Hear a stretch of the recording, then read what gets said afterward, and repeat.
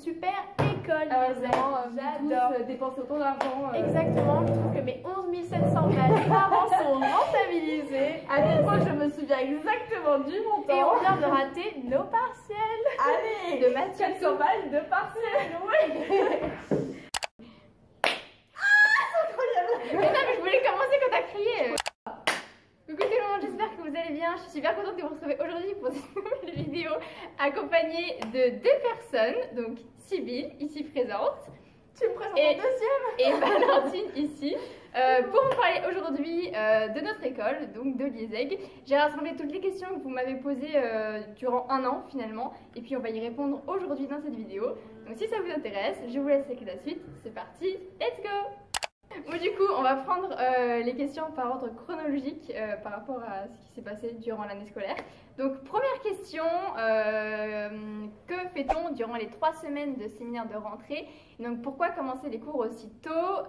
Juste à titre informatif, l'année prochaine, les premières années commenceront le 22 août.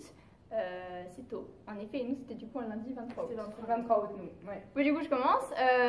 Du coup, durant les 3 semaines, c'était des séminaires en quelque sorte qui nous ont pas apporté grand chose.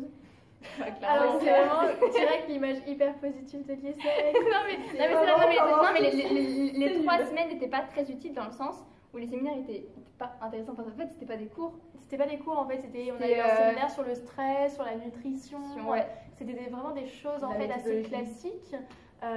Par contre, ce qui pouvait être intéressant, c'était surtout les cours de remise à niveau qu'on a eu pendant ces 3 semaines. En maths, parce que par exemple, en fait, en fonction de vos notes au concours Access, vous aurez des cours de remise à niveau. Genre par exemple, il y avait des cours d'anglais, les cours d'économie, de maths et puis de stats. Voilà. La première semaine, il y a des soirées tout le temps, que ce soit dans des Paris. afterwork. Les afterwork, en gros, c'est aller dans un bar après les cours et c'est une asso qui organise ça. Mais du coup, ces 3 semaines de séminaire sont obligatoires, vous êtes obligés de vous présenter. Également, le premier jour, vous récupérez votre carte étudiante. Et votre gourde. Et votre gourde, d'accord. C'est vrai, j'ai oublié. Attends, on peut même la montrer, regarde. La super. Vous allez, après, que ça sera un modèle différent, mais Ouais, peut-être, ouais, ça sera mais non, ce sera forcément ça parce que ça, c'est l'accord de Paris. Incroyable. Bah oui, parce que Paris c'est bleu et Lille c'est jaune. Je savais même pas. Tu savais même? Elle nous apprend quelque chose. Deuxième question. Comment s'est passée votre intégration?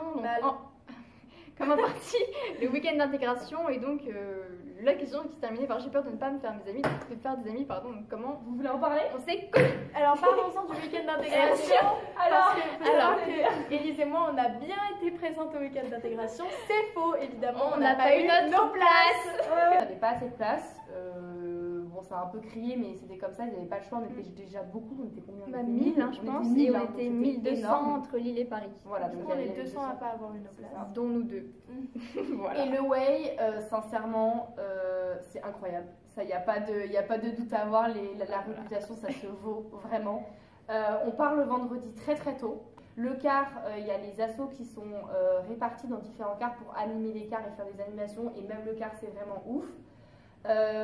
Au niveau des bungalows, ah oui ça aussi, avant de partir au Way, vous pourrez choisir avec qui vous êtes dans les bungalows. Souvent vous êtes avec les personnes en fait de votre classe parce que c'est les 7 personnes que vous connaissez. Oui. Mais vous inquiétez pas, si vous n'avez pas trouvé de personnes cool dans votre classe, ce qui peut arriver, le BTE va vous attribuer un bungalow avec d'autres personnes, donc vous n'allez pas vous retrouver tout seul dans un bungalow, il n'y a pas de souci. Oui. Il y a la soirée le vendredi soir, la soirée le samedi soir, vous n'allez pas beaucoup dormir, des activités toute la journée, nous on avait un lac, on a des activités type plage, il y avait un bateau, enfin il y avait beaucoup de choses, et après les grosses soirées quoi. Oui, et aussi, à chaque fois, normalement à chaque way, il y a un guest, et vous allez apprendre qui est le guest quelques jours avant de partir. Bref, du coup, nous, c'était... Et nous, on a eu beaucoup de chance parce qu'on a eu PLK. Voilà. Du coup, juste, comment on s'est connus? Parce que ça s'est passé super vite finalement. Ouais, on était à côté dans le cours. C'est du cours de nutrition, vraiment un cours super intéressant. Et on rigolait toutes les deux. Et c'était le mercredi, on est rentré le lundi, c'était le mercredi. Du coup, prochaine question. Comment se passent les vacances? Vous avez 1 ou 2 semaines? Donc à la Toussaint on a 1 semaine. Et celle de révision. Oui. Enfin, vacances de Noël on a 3 semaines parce que la dernière semaine début janvier c'est la semaine de la ski school. Donc l'association qui organise une semaine au ski. Cette année c'était à l'Alpe d'Huez. Ouais. C'est assez ouf si c'est l'occasion d'y aller. Ouais, on n'y a pas été mais voilà. On sait que c'est ouf. Février 1 semaine où il y avait les rattrapages aussi. Et Du voilà. coup, bah, moi j'ai pas eu de vacances. Rattrapage, vous n'avez pas de vacances. Hein. Voilà, faut faut être savoir. clair. N'allez pas en rattrapage. Pâques, une semaine aussi. Et après, du coup, ça se termine les cours. Bah, du coup, là, on est en mai. S'il y a les partiels en mai. Et après, le stage en juin. Mais ça, je t'expliquerai après, c'est à la fin de la vidéo. Ensuite, comment se passe la vie associative? Est-ce qu'il y a beaucoup de soirées, beaucoup d'alcool? Valentine, je te laisse parler. Oui, la réponse est oui, il y a beaucoup de soirées, beaucoup d'alcool. C'est pas un mythe des écoles de commerce, c'est véridique. Après, libre à vous d'aller aux soirées ou non, hein, Voilà. c'est absolument pas obligatoire. Ouais. Ni obligatoire pour s'intégrer d'ailleurs, il n'y a pas que les soirées dans la vie. Du coup, il y a beaucoup d'associations. La vie associative, elle est super riche à Liezeg. Du coup, on a 4 assos principales, donc le BDE, Bureau des élèves, le BDA, Bureau des arts, le BDS, Bureau des sports, et le PIB, c'est l'association de photos et vidéos de Liezeg qui vont prendre en photo à tous les événements. Et du coup, au-delà de ça, il y a plusieurs associations dans tous les domaines, que ce soit la gastronomie, que ce soit le cinéma. Moi, je suis dans l'asso de cinéma, par exemple, Liezeg Studio. Si vous venez, je fais une petite pub, vous pouvez nous rejoindre parce qu'on est super cool. Les assos, c'est celles qui vont organiser les événements. Donc les événements propres à leur thème, par exemple les assos, enfin le BDS va organiser des assos va organiser des événements plutôt sportifs autour du sport, et tandis que par exemple le BDA va faire plus des événements autour de l'art. Voilà. Et en général on fait tous des after-work et des CB. Voilà. Des CB qui Les sont CB, des... c'est ouf. S'ils veulent pas Des comprendre. CB qui veut dire, enfin le Crazy bar. CB ça veut dire Crazy Bar, et en fait c'est vraiment une grosse soirée. C'est une soirée en boîte. Souvent en boîte. C'est clairement une soirée en boîte. Oui, mais en boîte, en boîte privatisée, parce ouais. que du coup c'est Avec pas que avec des d'autres CB. gens, quoi. Et Ça, c'est cool, ça. C'est Il y a vraiment des principaux CB. Il y a le CB d'Halloween, le Saint-Valentin. CB de Noël, C'est Noël, oui, pardon. le CB de Saint-Valentin, et il y a le CB pour clôturer l'année. Donc ça, c'est Qui les est quatre jeudi principaux. 19. On va y aller. Ah oui, c'est vrai. On continue. Alors, ensuite, comment se passe la vie sportive? Quel sport proposer? Bah, il y a un peu tous les sports Il y a proposés au monde. En fait, ça dépend. Au monde. Non. Ça a duré 3 semaines, moi. Bah, il y a même, plus de même la Ah danse, ouais. en vrai. ça Ouais, va même pas la durer- danse. ça va pas durer longtemps. Ok, bon, en fait, les sports les plus cotés, on va dire, c'est vraiment le foot, le cheer. Enfin, Le Le cheer, cheer, il y a une équipe pom de pom cheer girl. vraiment hyper bien, par contre. Ça, qu'est-ce le qu'on a d'autre? rugby, Le volley. Moi, j'avais natation au début d'année. Il y avait le responsable du coup du BDS, mais ça a duré 3 semaines. Et après, ils ont décidé d'arrêter, qu'il n'y aurait plus de natation. On n'a pas su pourquoi. Ensuite, prochaine question. Alors, quel cours avez-vous? Est-ce que c'est intéressant, utile pour la vie future et différent selon les semestres? Tu peux en parler. Oh, moi j'ai la flemme de répondre à ça. Moi, je peux répondre.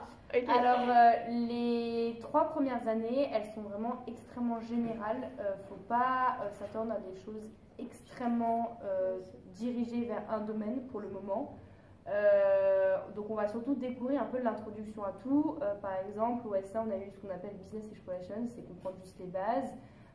Au S2, là, on a eu un petit peu d'introduction à l'audit, on peut dire ça comme ça. Et après, vous avez des matières fondamentales que vous aurez tout le temps, c'est-à-dire maths, éco, donc macro, micro, les langues. Et après, vous allez avoir des cours d'histoire parfois, de l'introduction, marketing, de la sociologie, de la finance, etc., etc. Donc des cours un peu introductifs. Donc ça reste extrêmement général au début. Avant de se spécialiser en master, c'est le principe. Donc voilà, si vous attendez à tout de suite rentrer dans un domaine précis, c'est pas le cas, vous aurez la possibilité de choisir. Mais on fait dans toutes les matières, et ça sans exception, même en histoire, même en sociologie, on a des dossiers à rendre, à faire en groupe et des oraux à passer. Donc c'est-à-dire qu'on fait tout le temps des oraux, on a des dossiers à rendre qui font parfois Surtout tout le temps des beaucoup de travaux pages. T'as dit quoi? On fait surtout tout le temps des travaux de groupe. Voilà, Ah oui, on est On a tout le temps en groupe. tout le chiant. temps. Ça Et, vraiment. et évidemment, pardon. Évidemment, non mais surtout qu'en fait le problème c'est qu'on choisit pas nos groupes. Dis qu'en C'était vraiment sur les plaquettes de Oui, mais, l'ESSEC. mais justement, faut pas que tu dises la même chose sur les plaquettes de lycée que tu dises. Bref, du coup, nos cours sont en français en première année et après c'est on en a le anglais. choix, on a le choix. Nous, Oui, on peut prendre soit Voilà. en anglais, soit en français. Et après la deuxième année, tout est en anglais. Voilà, voilà, bonne pour chance. tout le monde, pas le choix. On a tous les cours en anglais. Bah non, en vrai les cours sont quand même assez généralistes, mais ça peut On voit que l'intérêt. nous apporter pour le Exactement. futur. On va Enfin, pas s'en c'est- servir directement, mais ça évidemment, mais c'est on utile. apprend à Et apprendre. puis du coup, ce qui est assez intéressant, c'est que les semestres sont totalement différents. Donc donc en janvier, on commence un nouveau semestre. Donc on a des nouvelles matières, donc nouveaux profs et donc nouvel emploi du temps. En fait, c'est comme si on commençait une nouvelle année, sauf qu'on garde la même classe. Du coup, voilà, c'est assez varié les matières et également les projets. On a 2 gros projets par semestre. Un plus tourné maths éco, on va dire ça comme ça, et un sur toutes les autres matières finalement. Alors le gros projet du semestre 1 qui s'appelait donc Investigating Business, où on devait du coup, on va dire, contacter une entreprise, visiter les locaux et faire un rapport final sur toutes les, on va dire, l'entreprise je sais pas comment expliquer, genre Sur dans sa globalité, dans sa globalité, mais avec voilà, des aspects droits, aspects juridiques, enfin, du coup juridique c'est pas dire la même aspect chose. juridique, aspect économique, aspect business pur, gestion de l'entreprise du côté ressources humaines, du côté Même avec les clients, les fournisseurs aussi, bref. En gros, une explication générale de l'entreprise sur un gros dossier. Et au semestre 2, là, le gros projet, en quelque sorte, donc c'était un projet, enfin, le nom c'était projet solidaire, où donc là on était en partenariat avec l'UNICEF, donc c'était assez intéressant, où on devait organiser, on va dire, de A à Z un projet. Donc là on avait des cours de gestion de projet pour nous aider en partie. Pareil avec des aspects juridiques à mettre en place, gestion des risques, des objectifs du coup.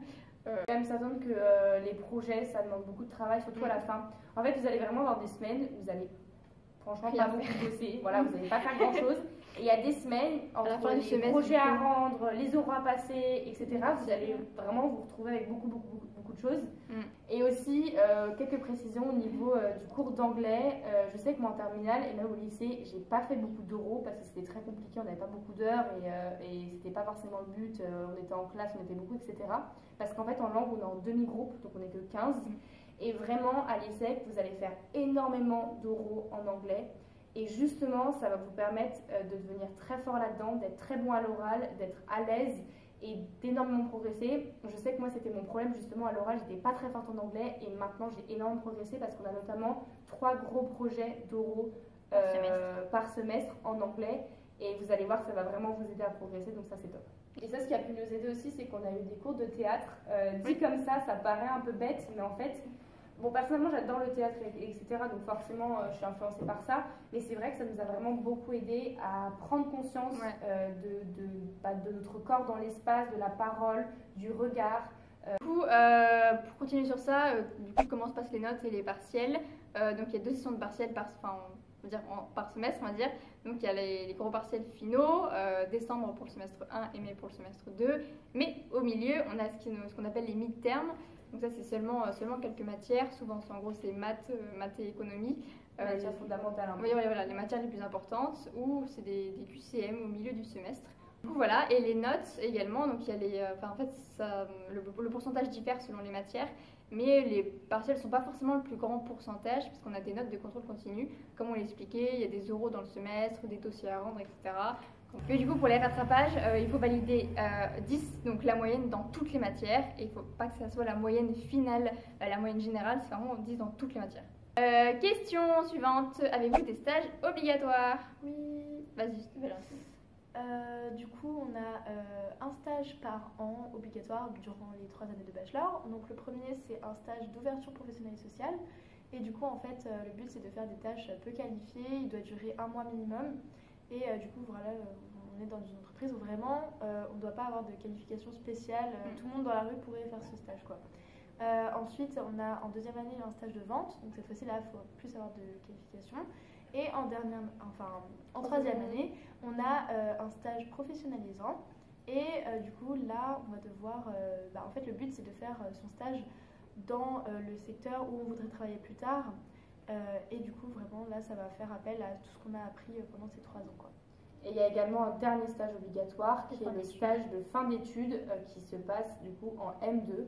On va dire le 2e semestre de M2, voilà, en 5e année, en master qui doit durer 6 mois. Mais du coup, ce stage-là, il est obligatoire seulement si on est en master normal et pas en master en alternance. Parce qu'en alternance, on n'a pas de stage à faire, étant donné qu'on est directement en train de travailler en fait. Faire une phrase, mais du coup, il est possible de faire un master en alternance ou sinon un master classique, entre guillemets, avec des cours normaux, comme finalement au bachelor. Et dans ces stages obligatoires, vous avez 6 mois obligatoirement à l'étranger. Prochaine question, il en reste 2. Devez-vous partir à l'étranger? Oui. Donc, C'est trop bien ça. Ouais, ça, c'est vraiment j'ai introduit, puis je vous expliquerai où vous partez. Ouais. Du coup, elles partent toutes les deux et moi je ne pars pas encore. Donc on part soit en deuxième année, soit en troisième année. Elles partent en deuxième année et moi je partirai en troisième année. Choix personnel et aussi de classement, mais bref, on s'en fout. Donc en fait, déjà voilà, on est classé par rapport à notre moyenne tout simplement. Puis évidemment, le premier du classement choisit en premier ses destinations. Les destinations sont rares et chères. Et donc évidemment, il faut être le mieux classé possible pour avoir une meilleure destination, ça paraît logique. Et bien du coup, les filles, où partez-vous? Avec Val, on a fait le choix de partir en deuxième année, tout simplement parce qu'on était bien classés. Moi, j'étais classée 126e sur 977. Et donc, du coup, j'ai eu le Canada. Donc, je pars à Sherbrooke, au Canada. Et je suis très très contente. Au semestre 2. Au semestre 2. Deuxième J'avais le année. choix de deuxième année. Voilà. Et donc toi, Valentine? Du coup, moi je pars en Corée du Sud. Du coup, comme Sybille, je pars deuxième année. J'étais 34e. Et du coup, la Corée du Sud, j'ai pu l'avoir. C'est un choix qui part en général très très rapidement. J'ai eu ma place pour le semestre 2, pareil. Je pars à Séoul. Voilà. Dernière question, la question fatidique. Pourquoi l'ISEG et pas une autre école de commerce? Waouh.